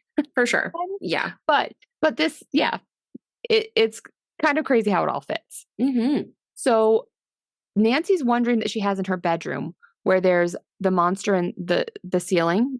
So she sees Freddy in the ceiling, and then she sees Freddy with long arms. Right. Mm-hmm. So arms represent strength and violence. Oh. So the fact that these are exceptionally long arms on Freddy, which was kind of, again, a random thing. Right. Mm-hmm. It was random. The long arms are random, but when you think of it in context of dreams, it makes sense. Oh, and ceiling can kind of represent something that is your goal and dream in life. So the monster being in the ceiling could represent that Freddy is going to stop them from reaching their goals and dreams in life because he's going to kill them. Mm-hmm. That's why he's in the ceiling, because he's going to prevent them from reaching what they want. Mm-hmm. Mm-hmm. She also hears whispers, and whispers mean that you need to pay closer attention. It could be about your insecurities and anxiety, but it means you need to pay closer attention to something. And laughing has a couple of meanings. It could mean something like mockery, if someone's laughing at you, but also just if you are laughing or if there's laughter in your dream, it could mean that you're going to achieve something important. Mm. If you dream your face is coming off, because this is what happens with Freddy, his face comes off, it could mean a loss of social status due to decisions you made. Oh. Well, I mean, that seems accurate. So here's how I'm going to wrap this one all up. Uh-huh. Nancy needs to start believing in her dreams and warnings. Mm-hmm. The arms are a clear clue about how strong Freddy is and that he means to do them violent harm. So she needs to pay closer attention to her instincts. Mm-hmm. Yeah. The laughing could be both Freddy and her. So it could be that he is mocking her and the rest of the victims, but it also, if she's the one that's dreaming the laughing, it could mean that she can be successful at defeating him. Oh. Mm-hmm. Because the laughing can mean that you're going to achieve it. So I think both of those things. Mm-hmm. I'm going to do Nancy's next dream. She dreams of centipedes. Oh. That gross centipede. In this dream, Tina is crying blood. This is the dream where there's liquid stairs that she's sinking into, and there's a shattered mirror. Mm-hmm. Centipedes can represent progressing forward despite difficult challenges. Yes. Really? I'm not making that's what up. Centipedes. That's what centipedes represent. Yeah, it signifies that your road. Yeah, it signifies that your road will be fraught with obstacles and distractions, but it encourages you to be optimistic. It counsels you to let go of any negative feelings and keep going. Crying blood could mean that you feel uneasy in a spiritual way or that you're unsure how to express yourself. Oh. Losing blood could mean a loss of physical or moral strength. Sinking means that you're getting stuck into calamity and dismay. And a shattered mirror means that you think your self-image will no longer exist. That makes sense. Mm-hmm. That makes sense. So I think this whole dream means that although Nancy is falling deeper in her dreams, she's making progress in defeating Freddy. So she needs to be stronger in expressing herself and in her ability to stop giving Freddy power. And defeating Freddy will stop this horror that has happened due to his negative image of himself that happened when her parents burned him. Yeah. So I think it all kind of makes sense. It does. No, the nightmares are, they're it's adding up. Totally. Mm-hmm. See, I don't need therapy. I just need a dream analyst. Okay. Well, I think that's what Laura's about to do. Sorry, therapist. All your problems are about to be solved. So Rod's dream. He dreams of ropes, sheets, and hanging. Oh, A rope signifies support. Hanging is signaling a deterrent. There's also screeching in his dream, which we talked about is like pent up emotions. And then there's also when Nancy's dreaming while Rod is being hung, she has that dream where the tongue is coming out of the phone. Do you remember that? Yeah, disgusting. That was very vile. Which signifies communication. Oh. Yeah, okay. So I interpret this to mean Rod has had no support from his community. His death will serve as a warning and deterrent to others to not go to sleep, even if they think they should be safe. Yes. Because Freddie will stop at nothing to communicate his message out to the others. Yes. Okay, yeah. And finally, the last dream has a lot of fire, whereas we've not had much of that. Oh, yeah. And fire indicates physical and emotional potency and how we express it. But what's interesting is that when fire is paired with water in a dream, it could suggest that physical energy is being restrained by thought, which totally applies to this because it means that the thoughts and dreams can physically impact the people around them. So your brain dreaming things can have it can physically manifest. Yeah. So really, all of the dreams track. They do. I know. I hope that means that they checked. I know this because it works pretty well. Yeah. Because now we're going to do some analysis of our own dreams. Oh, that word is my least favorite word in the analysis. Well, analysis? Yes, because it's like analyst, analyze. And I feel like there's a lot of ways to mess that word up. That's true. It's fair. That's very true. That's fair. I'm going to analyze your hatred of that word. Yeah. Yeah. So either Brianna or Yvette, one of you should just explain a little bit what your dream was, if you remember.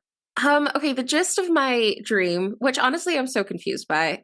In my dream, I was at a golf course and I went to the store that was on the golf course, and I was basically getting pressured into buying golf shoes. And I feel like this will be obvious to everyone, but I'm not a golfer. Because in this dream, it was a very intense process to get golfing shoes. Like I had to do a lot of measurements. They had to do a lot of like fitting. It was like a very long process of getting these shoes. And I didn't want them. I was like, oh, I don't need this. But they were really pushy, but I didn't want to be rude. So I stuck around and went through this very long process of getting sized for golf shoes. I love it. I don't know. I actually love your dream so much. I love it. Like, why? Why? What? What's the reason? Guys, I've decided I'm going to quit my job and just be a dream analyst. You have full support. Okay. I mean, if people want to send in their dreams, you could do some analysis. Yes, send in your dreams and $50. No, I'm just kidding. Zippers.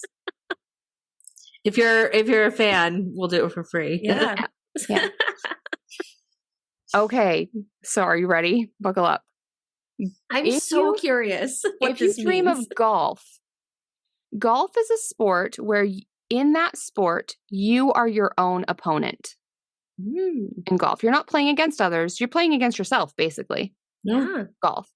So because of that, it might represent one side of you or one side of your character or an argument that you're having with yourself.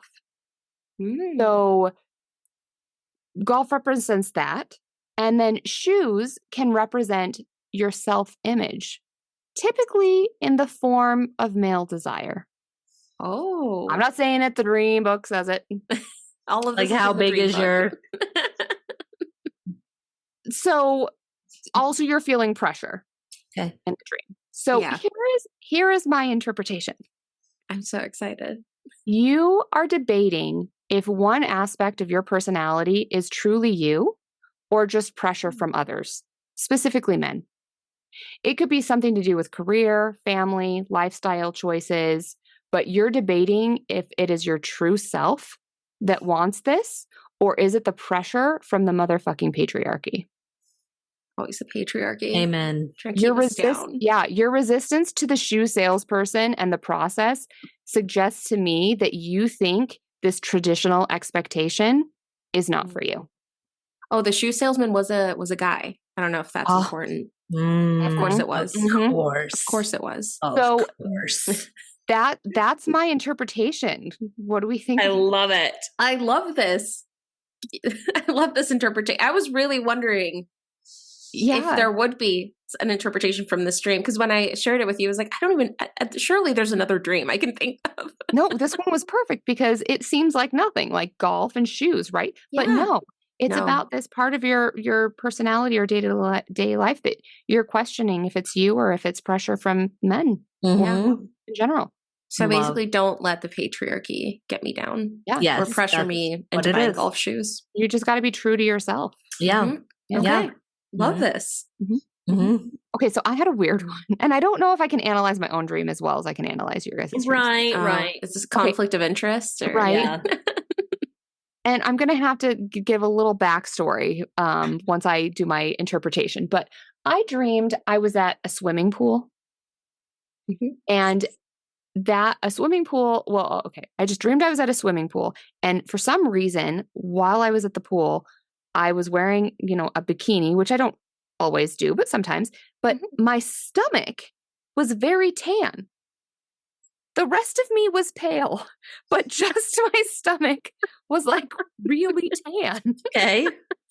And then at the dream, we were drinking wine, which I forgot to look that one up, but we were drinking wine.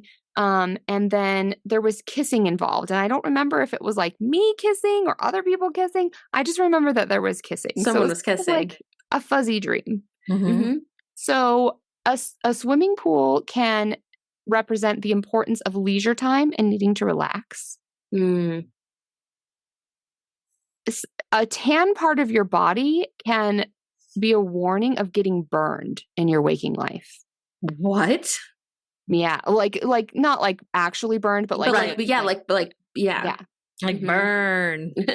And perhaps getting burned due to over elaborating your image. Wow.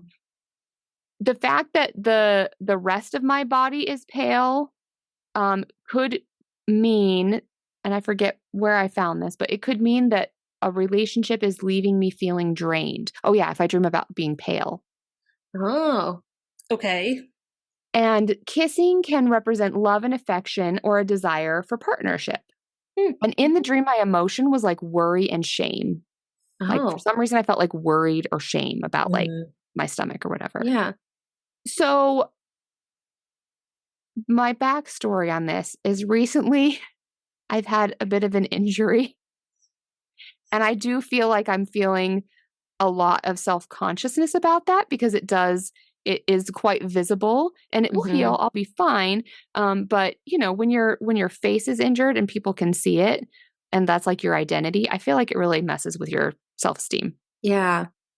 So I think in general, just because work is really busy right now, I've been feeling this need for taking a break and reconnecting with my partner. But I'm also feeling very insecure and ashamed about my busted face. Fair. So I worry that will get in the way of my ability to fully enjoy my leisure time. Yeah. That's why I think my stomach was burned. The rest of me was pale. What a weird dream. But it works. It works. It works. I just still can't believe that all these things are in the book. I know, right? Yeah. They actually need things. There's a few things that weren't, so then I relied upon Google. Oh, okay. That makes sense. But most things are in the book. Yeah. Yeah. Okay. Yep. So mine's weirder. Mine's more theatrical. Yeah. But I had a dream that my brother Matthew and I were like in an apartment, and not an apartment we actually own, but just in an apartment talking about like bucket list things that we've done in our life and what we haven't. And we both realized, and it was like a physical list that we both had written out. Like we just carried around a list. Apparently. But we both realized that we had safari on our list. So we were like, shit, let's go on a safari. So we did. And it felt like maybe it was Africa that was where our safari was. It was like that kind of place. But instead of animals like giraffes or hippos or, safari animals, it was those raptors, dinosaurs, like the ones from Jurassic Park, the little guys that just walk on 2 feet, they're just the little ones, kind of blue. That's what the animal was. But then we also realized like, oh, there's penguins, which didn't really make sense because it does. But we realized like, oh my God, the penguins aren't part of the safari. Like they're dinner, they're the prey. So we were like in this team effort of like trying, because we were just driving ourselves on a safari. It was just him and I in the car. It was a self-guided safari. Yes, self-guided safari with a very large van capacity to hold penguins, because we just kept trying to rescue the penguins, and we would take turns like covering. And like I woke up and that was the dream. Like we were saving penguins. Mm-hmm. They were pretty small too. Like, they were handheld penguins. So they just come up and throw in the van. Love this. I love your dream. Yeah. And you also told me that the emotions you were having, that there was like you were laughing in your dream, but that also did feel some fear. Yes, exactly. I forgot about the laughing. I've always done that my whole life. I laugh in my sleep a lot, which can be really fucking creepy. Like, it's cute. It's a cute laugh. Yeah. It's not like a manical laugh, but manic laugh. Like an evil laugh in your sleep. That would be amazing. Yeah. But yeah, that's my dream. I can't wait to hear what all of these things mean. I feel like I did such a good job, you guys. I'm so excited. Okay, so safari specifically is not in the book, but travel is a means of escaping the reality of your daily life. Well, isn't that the hope? Now, exotic travel, which is, I feel like safari, it might indicate that you require challenging intellectual stimulation. Raptor dinosaurs just in general, represent your past, specifically childhood memories. Oh. Penguins, which you were rescuing, represent adaptability, resourcefulness, closeness, family, and spirituality. Wow. I kind of mentioned this with Freddie, but laughing can mean two things. One, it can mean mockery, like if someone's being like laughing at you, or it can indicate that you will be successful. Like that's what laughing means in the dream. You also felt fear. Right. So here's my interpretation. You are needing to escape the reality of some past negative childhood memories. You need to put them behind you so that you can adapt and further your closeness with family and spirituality and or grow intellectually. The past childhood memory is blocking you from achieving your true intellectual lifestyle. Feel your journey to overcome this past has been filled with mockery in the past, so you fear that will happen again. However, your laughter indicates that in your journey to overcome these childhood memories, you will be successful. Wow. Love. I love it. Is that not a good interpretation? I love it so much. I think it's so perfect. Yeah. So cancel therapy. Therapy is over. I saw. Do you want me to send my interpretation to you so you can send it to your therapist? Yes, please. I'll just text it right to her. I saw this meme that said, I need a white girl to come and tell me why the moon is making me sad. And I feel like that's kind of what you just did. It is. So. Right? But here's the good thing is you will be successful in your journey to increase your intellectual stimulation. And Yvette, you just need to trust your own self and not let others pressure you. Do your thing, girl. I would say these are pretty accurate. I love these. Well done. Yeah. I love this analysis. Yeah. I'm so happy you had your book to interpret these dreams. I know. If any sippers would like me to analyze their dream, just DM us a summary of what it was, and I will get back at you. Oh, I love this. Yes. Oh, that'd be so happening. Fun. Yep. I can't wait. All right. Well, I have so many notes. I think I was kind of telling both of you. My notes for this movie are very long, but I'm really excited. So I think let's just get into it. Have either of you heard about what the inspiration was for this movie? No. I don't think so. Was it a bad dream? Yes, in a way. Wes Craven was inspired by a story he saw on the LA Times. And the story he specifically saw was of a young man, he didn't say like how old he was, who was like, he was scared to fall asleep. He felt that something was chasing him or going after him. And so he was doing a lot of the things that we saw in the movie. He was like drinking coffee, taking like pills, doing all of these things to stay awake. But eventually he just fell asleep, which kind of like in this movie, his parents were kind of excited about. They're like, he's asleep, he's good, we'll take him to his room. And after he fell asleep, his parents heard screaming coming from the room. And by the time they got to his room, he had died. And this wasn't the only case. So I couldn't find this specific one that Wes Craven was talking about, but I did find a bunch of old LA Time articles because it was a group of Laotian refugees that had come to the US around, I'm assuming it was like late 70s, early 80s. And within that group, there were multiple of these cases.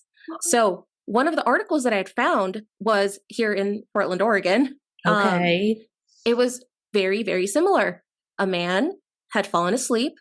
His wife, who was sleeping next to him, woke up because he had like labored breathing, and it was enough to wake her up. So it was like a noticeable thing. And she tried to shake him awake, but she couldn't. And then he just died. He was a healthy 47-year-old man. And so when they went to get an autopsy, like they couldn't find the cause of death. They had no idea what was causing it. And then the morgue pathologist was like, wait, this isn't even the first time this happened. There was another refugee that had experienced the exact same thing. Also, young, healthy, died in their sleep, and then they could not find the cause of death. And so there were 4 of these cases in Portland, and Portland, there were like 2,000 refugees that they had taken. So 4 out of 2,000 is huge. Like, it's like, why is it that this group of people is experiencing this? So somehow the people in Portland got in communication. I think it was with like Minneapolis, who had also taken some refugees, and they also had cases. And then they got in contact with Orange County, California, and they had more cases. So the story that I had found from 1981, at that point, they were like, we think there's about 13 deaths. But then an article I found from, February 1981 is when the first article that I found. By July 1981, they were up to 20 victims who were all from the same, They were like, they were Hmong people who were like Southeast Asian refugees who had all come to the US at the same time. And it was only men. They were all healthy. An autopsy was conducted and they couldn't find a cause of death. And they just died. And so they launched like a whole investigation because that's like a statistically that's wild number. And part of it was like, well, it had happened in all these cities. So maybe if we get someone to look at everyone, like do a full autopsy, like see what happened. And they couldn't find anything. Some people talked about like chemical reactions during like the Vietnam War that they may have been exposed to. Yeah. But then it was like, well, why would it only affect them in their sleep? And why would it only affect men? And why would it only affect this group? So that theory was kind of taken away because it didn't really make any sense. And to this day, they don't really know what it was. So they call it just sudden unexpected death syndrome. No, that's too much. Yeah. Like, that's wild. Right? That's like, why is this not a bigger deal? Why have I not heard of this before? No, I like dove into, no, it's such a fascinating, because like that is, like, that's a significant number of people. Much. There probably wouldn't be any way to get this data because obviously if they're refugees, it means, their country was not in good shape at the time. But I'm wondering if anyone who was not a refugee who stayed where they originated from also had that. Yeah, also so died.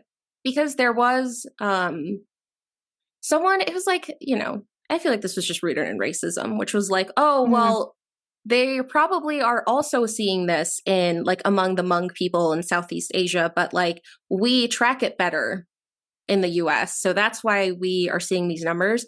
That's absolutely a lie. Like it was like, no, like, I mean, I guess everywhere has, some people who just suddenly die. Like that, right. That is a thing. But they're more at like 1 in a million. Right. Not like in the case of Portland, 4 out of 2,000. Right. So as far as I could tell, to this day, they don't know what happened. Has it been like continuing, or was it just that episode? It was just, because it was amongst this specific group of refugees. Yeah. It stopped there. Yeah. Just that is fascinating. And just, I mean, it's just heartbreaking, right? Like it's like, I think they were, I don't remember the exact number, but it was kind of like 25 to like maybe up to 50. So like young by, all things considered. So young men all in their sleep. That is wild. Right? I need to know. I know. Yeah. If anyone is listening and is a true crime podcast and you know about this, hit us up. But it's a scary thing. And so Wes Craven saw the news article and he was like, this is... I can make a whole movie out of this. And he said, like, as soon as he shared the script with anyone, everyone was like, this is wild. This is an amazing idea that's... Yes. But yeah, if anyone has looked at, because I looked into like the archives to find the original articles, but I haven't found a lot of like more recent stuff. Yeah. So if anyone knows, if they have figured out what happened, I would love to know. Yes. Maybe I'll take a deep dive later, but it is a fascinating case. Yeah. Super fascinating. Yeah. Dang, that is something to think about. Right? My goodness. Okay, so I was thinking, instead of doing kind of like a this time in history, I have just a story of how this movie was made. Oh, yeah. And so New Line Cinema made this movie. And it's kind of been nicknamed the house that Freddie built because the success of this movie is really what carried and kind of saved the studio. So I'll go back. Wes Craven had this idea for this movie. He wrote the script and he tried to kind of sell it around. Like at this point, he had already had successes. Like he had already done The Last House on the Left. He had done, I think it was The Hills Have Eyes. He had done a couple other movies. So like he wasn't unknown at the time. But the horror genre had gotten a little saturated. A lot of people think just like with the invention of VHS and being able to make all these movies that go direct to the consumer, like slasher movies were pretty like quick, cheap, and easy to make, distribute. Yeah. So it was just harder to get funded. So Wes Craven had this, and for 3 years he shopped it around and no one wanted to make it. Wow. Like, no one really believed in it. That surprises me because it's, I think idea-wise, just like premise. Yeah. Just think there would have been a bidding war. Amazing. But brilliant. Yeah, no one wanted it until a man who really said, fake it till you make it, Robert Shea, the owner, creator, CEO, I don't know, all of that, of New Line Cinema, picked it up. And now when I say New Line Cinema, you're like, that's great, right? That's a big studio. That's a big deal, right? Back then, it was kind of like a New Line Cinema was a distribution company. And by distribution, I mean that he like sold VHS tapes to college students. Okay. I was like I was picturing some dude like selling stuff out of the trunk of his car. Yeah. Like, the way that basically. Yeah. And his office was his apartment.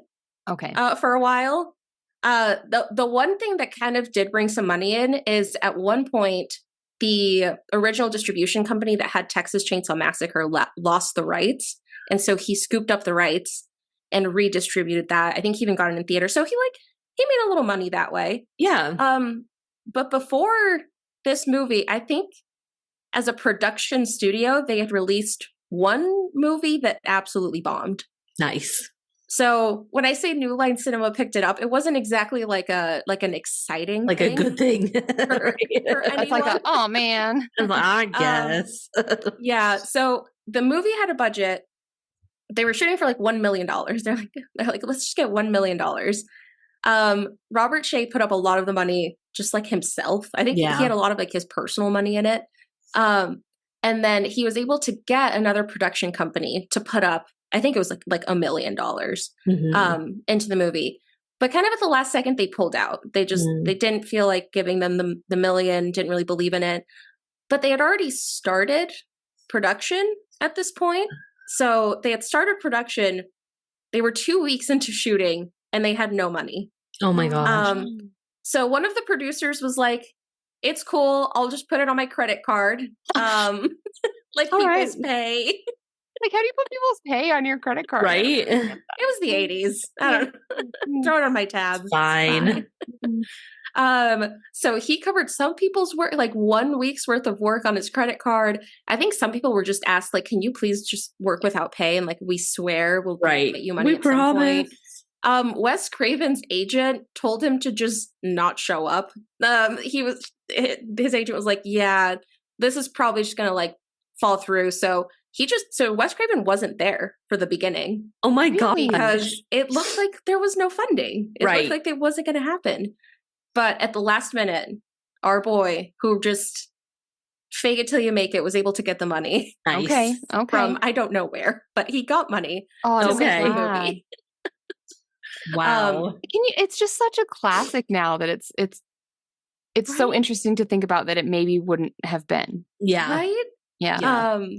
So he gets the funding, but like they are running on like a tight schedule because, you know, they need to get it done as quickly as possible. So they start production. They're trying to do it as quickly as possible. In like some of the commentary videos, the actors talk like you felt the stress. Yeah. Like there were people just kind of like you could tell that they wanted you to move quickly. Someone who I absolutely love was in the commentary is Sarah Risher, who was a producer, you know, with New Line Cinema. And she called because she was new. I forget one of the videos I saw, she was like, I basically lied to get this job. Like, you know, to get this producer job, just said she had more experience than she did. And so someone told her, because she's like, what do I do as a producer? And it's like, just like pace back and forth and like look at your watch. Like just, just make it look. Yeah. That's amazing. That's basically all I do at my job. No, right. So our girl Sarah's pacing back and forth, looking at her watch. People are feeling the pressure. So like they're trying to get this thing done quickly. And then by the end of production, it's one of those like, wait, what? So at the end of production, this music supervisor had been given money, cash or a check, that he was supposed to give to the composer of the movie. The music supervisor got in a car accident where the other person was killed. There was a death in the other car. They didn't want to be charged with manslaughter, so he fled with the money. And so the composer of the movie did not get paid. Oh my Which is gosh. Like, what? Like wild. So our girl Sarah, who, you know, doing her best, pacing back and forth, on the day that she had just given birth. She had just given birth to her casually. son. She gets a call from Robert Shea, the, you know, whatever he was at New Line, saying, hey, so this happened. Can you call the composer and see if he's willing to work with us? And so on the day she gave birth, she called the composer to say, hey, I'm so sorry. You are not going to get paid yet. But can you please make all the music for our movie? Because again, they were working on such a tight budget that it was like one guy. He like wrote, sang, played the music in his house. Like it was like a one-man show. She was like, can you please still do that? And we promise to pay you later. And he was shockingly cool about it and said, yeah, I'll do it. Get the check later. Wow. How the hell did this movie get made? Unbelievable. With all of this stuff. It's so insane. So then they finally have a movie. It's been edited. They're kind of ready to go. And so New Line produced the movie, but they were hoping someone else would distribute it, right? Because that's a big part, is like getting it into theaters. It's a big job and it's expensive. And so they had scheduled a movie with Paramount. They're like, this would be a huge get, right? So they scheduled a screening to be like, here's the movie, you guys can distribute it. And so they're showing the movie. They're actively having the screening with Paramount. And the editor gets a call from Robert Shea from New Line, and he says, hey, what ending is in this version that you're showing Paramount? And he had gone with Wes Craven's ending. And Robert was like, oh no, I told Paramount about getting sucked into the door ending, and they really liked it. So you need to change it, like right now. And so the editor called his poor assistant, because back in the day, you had the film, right? So he's like, bring the other ending, and we can like cut it in. And what, scissors? Yeah. It's like, we'll cut it in for the screening. Wow. And so the assistant gets there as quickly as possible, but they don't have enough time. Like, it's like they can't do this live. And so Robert Shea decides, no, like the ending is so worth changing that we're going to have a break in the screening. Okay, intermission. So yeah, but it was like near the end of the movie. Oh. So near the end of the movie, they're like, hey guys, we'll be back in like 5 minutes. And so they splice the new ending in, they get sucked through the door, but it was like, it had completely ruined the momentum. So Paramount, I think it was the next day, Paramount was like, yeah, we're not going to do that. So they were kind of left with distributing it themselves. Wow. Like, we'll just have to do that. And I think they had gotten like a movie critic or reviewer to watch it. And luckily they loved it. And so they, I think, wrote a review or something, which like got people out there. And so it was a slow release, but like it was successful. People loved it. People were like waiting in lines out the door to go buy tickets to this movie. So they ended up having a final budget of $1.8 million, and they grossed $57 million. Nice. Out of this. Well done. So it definitely took New Line out of bankruptcy. Yeah. But they had to put the work in. into a profitable studio. Everyone eventually got paid. Yes. Everyone got paid. Everyone was cool. And the moral of the story is lie on your resume, fake it till you make it. And just walk around and look at your watch. You're fine. Yes. Yes. I love that. So yeah, New Line would obviously go on to do insane movies. In 1990, they released Teenage Mutant Ninja Turtles, which was the highest grossing independent film of all time. Oh my gosh. When it came out. It did eventually get surpassed by The Blair Witch. Oh. And then they would later go on to do the Lord of the Rings trilogy. Oh, okay. Which would gross over $2.9 billion worldwide. Yeah. Dang. But we would have none of that. If it were Nightmare on Elm Street and Freddy Krueger. Love it. So good. So good. It's just the story of the movie getting made. And like one company just taking such a big gamble.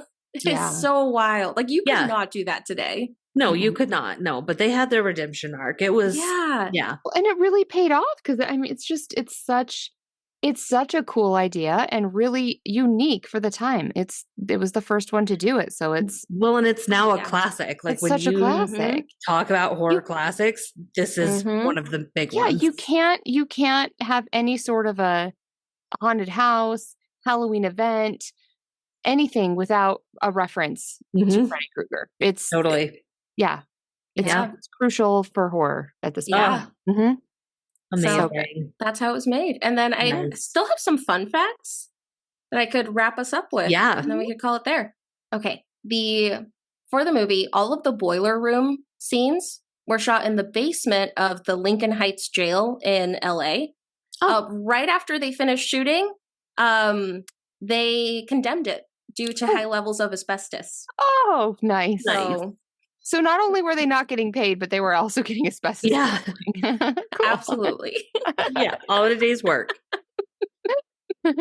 Shout out to everyone who was involved. Yeah.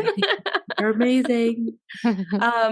I talked about the inspiration for like the script, but for the name, I don't know if you guys knew this, but Wes Craven named it Fred Krueger because that was the name of his childhood bully. I love that. I love that. I feel like I maybe did hear that somewhere, but yeah, that's amazing. I love that. Amazing. And I think he had even used the names before on, I forget if it was The Last House on the Left or The Hills Have Eyes, where he named like one of them Fred and then the other one like Krueger. So nice. He's hold on to that name. I've never seen The Last House on the Left. I don't know what that movie is. I know of it, but I haven't seen it. I haven't seen it either. Oh, yeah. Because didn't they like redo it? I feel like there was a remake. Right. I just feel like I need to look into this more. Yeah. It's intriguing me. Add it to the queue. Mm-hmm. I talked about the limited budget for special effects. Jim Doyle, who's leading the special effects designer, Jim Doyle, had a budget of $57,000. Okay. That's it. To make a rotating room. So that's why we saw an actual pillow stuffed doll go through the window. Okay. That's fair. I mean, I guess I can understand it. That's fair. Yeah. That is very, very low. And he knew that was too low, but he was like, I'm so desperate for work. I guess I can do it for $57,000. Nice. So, all right. Well, they got the right person for it then, and they made it work. Given their budget, I feel like the effects were pretty good. Honestly, yes.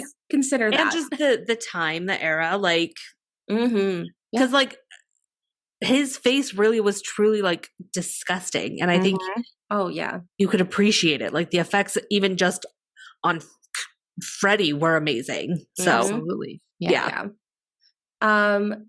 So when they were originally trying to cast for Freddy Krueger, Wes Craven wanted a stunt double, just as like, because I think that was pretty standard with horror movies. Okay. It's like you just have a stunt double do it. They're chasing, they're doing whatever. But he kind of realized that wouldn't work, so they decided to look for an actual actor. To play the role. So Robert Englund is the person who plays Freddy Krueger in the movie, and I guess for the audition, he put like ash under his eyes because it's kind of like a trick, I guess, to make your eyes kind of look like sunken in. And then he took just like grease from like the dipstick, to like check the oil levels on your car and like ran it through his hair. Nice. To just kind of look like greasy and dirty. And then he tried to just like hold eye contact and blink as little as possible. Nice. During his audition. So that's awesome. What ended up getting him the role. And I feel like he did it so well. Like he did it. You could tell it was an actor, not just like a stunt double who's like, oh, okay, go here, go to that like point. He added like a style. Yes. No, he did. Freddy Krueger. The moments where he's talking or making that eye contact with the camera. Yes. It's very well done. Yeah. The address of the movie is 1428 Elm Street is where one of the houses is. The actual address in LA is 1428 North Genesee Avenue. So they just kept it as the same street numbers. The owner of the house says that the house numbers are just always stolen. People just go and steal them. Yeah. The movie. They never say the word Elm Street. No, they don't. I noted that. Yeah. Okay. I tried to find why did he call it this? And there's honestly multiple things. I don't actually know if anyone knows. One of the biggest ones I saw was that it was named after the street where he went to college in Illinois, which has an Elm Street. And then another thing I saw was that so he worked as a professor for a while at a college in New York, which also has an Elm Street. Okay. And so there's actually been multiple references, and I think they actually keep it intentionally vague. I think there's even I forget if it's Wes Craven or someone else who says every town has an Elm Street, literally. Right. You can find it everywhere. Yeah. So I don't actually know where he got Elm Street from. I don't know if anyone does know. It works though. It works really well. It does. One thing I forget if it was in the commentary or in something else, but At one point they say in the sequels we find out that they're in Ohio. Mm. And it's like, just say you're in California. Right. The palm trees were Ohio, like the palm trees were very like I think it's in the commentary or something, and I was like taking notes, and they were like, "Oh, they were supposed to be in Ohio." I was like, they were not. They were not in Ohio looks like. No, I would not have thought Ohio. No. That little scene with like the river and like the palm trees, that's not in Ohio. No. So I just made a note of that. That's amazing. In the credits, the character is credited as Fred Krueger, not Freddy. I think in the next movies, like all the sequels, it's Freddy, but in this one, it's Fred. I did notice, because I am an old lady and I watch with subtitles on. Mm-hmm. I was surprised that Freddy in the subtitles was spelled with a Y and not an IE. Oh. Because originally I would have spelled Freddy with an IE. I would never. With a Y. I would always do a Y? Yeah. Maybe I've been living in Utah too long. Yeah. Because I assumed Freddy, IE. Oh, no. Interesting. With a Y. Oh God, you guys, I've been living in Utah too long. I'm the names. The knives on the gloves are tomato knives. What the hell? I guess are a tomato knife. Why did and also, I guess they had multiple versions of the gloves. So one of them was actual knives, so it was sharp. And so people would keep putting them on, and they're like, "Oh, neat!" And then they'd close their hand, and then they'd cut their arm. Oh, Shahoo! Yeah. Didn't know her. I guess that kept happening, and then they would alternate between the sharp ones and the non-sharp ones in filming. So in the bathtub, it's the sharp ones. Oh my God! Comforting, right? Wow. The actress who plays Nancy was like, "Yeah, I'd have to ask, like, okay, like." Are these the non-sharp? I need to make sure you have the right ones on. Yeah. Just active knives strapped to your hands. Yeah. Like walking right around. In delicate places. No, thank you. Yeah. It's like, I feel like they could have used the fake ones. Right. Let's see. There were a couple scenes. I talked about how by the end there, they were getting a little rushed and everyone felt the pressure of this movie. So there were a couple scenes that weren't directed by Wes Craven. One of them is the stairs, when the stairs turn into I like that scene. That little the squishy things. Liquefied. Some references say it's like Bisquick mix, like pancake mix. Others say it's oatmeal and glue. I think I'm sure they made some sort of concoction in there. I think so. Robert Shea, our New Line Cinema guy, was kind of like pressuring Wes Craven at this point. And so that scene was actually inspired by a nightmare that Robert Shea had. So Wes Craven was like, do it yourself. This is your nightmare. Yeah. If you're going to keep pressuring me, right, do it then. And then someone else who came in to help was Sean S. Cunningham, who had worked with Wes Craven on Friday the 13th. He kind of called him in for help as I need to shoot these scenes. They need to look like this. I trust you. Please help me. So he came in at the end too and just kind of like helped like get through scenes while Wes Craven did other scenes. Yeah. So he had some assistance with this. Okay. I mentioned that during Glenn's death, they used like 200 and something gallons of fake blood or something. For the whole movie, they used 500 gallons of fake blood. Okay. So that's like so much for Glenn's because his was such a huge. Yeah. So he was like almost half of the fake blood in one scene. Okay. And then the last fun fact is the scene where Freddy is set on fire in the basement. You know, he runs and chases Nancy up the stairs and then he kind of like falls back and then like goes back up and then is like pushed down. So in the original script, it was just like go kind of up the stairs and then like that's kind of it. Like it was a much shorter Man on Fire. Okay. But the stunt guy, Anthony Cecere, he was like that was his thing, was being lit on fire. Like if you saw a man on fire in a movie during this time, it was probably him. Like he was the guy to get. Nice. And so he just like added a little extra, you know, he was like, I'm going to run up and then I'm going to fall I'm down here. and I'm going to run up again. So it was like, let's do it. Well, like they're talking about, it's like everyone's just like anxiously waiting because like you're just waiting with like a fire extinguisher, you know, like ready to like, okay, call cut. Yeah. Pull him out. But he just like kept doing things.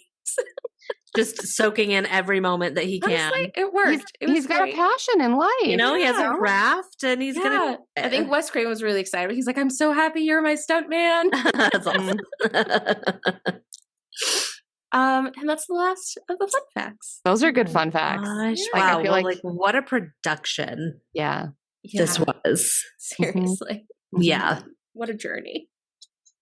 I know. It would be interesting to like compare how making movies in the 80s was to now how making movies is now. Like so much has got to be so different. With just all the CGI now and the AI, like, but just all the people power, like how many people you would have to have on set to do all this.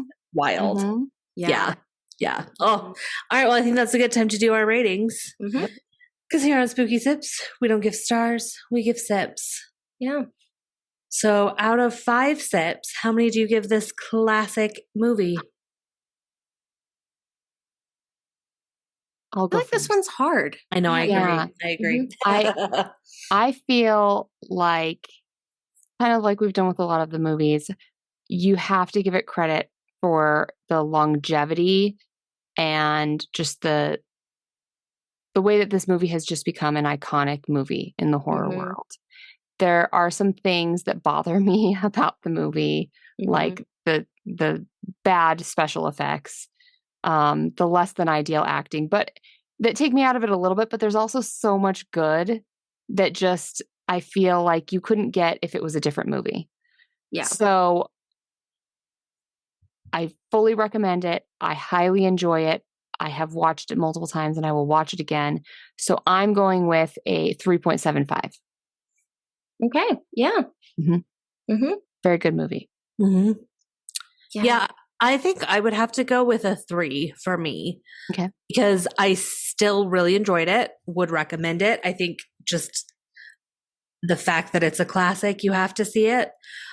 But like compared, for instance, to when we watched Friday the 13th, I enjoyed that movie more than this one for me. Like I was able to stay in that movie a little bit more than this one. So yeah, I would give it a 3. Okay. Yeah. No, I was thinking on a similar note where it's like it's good.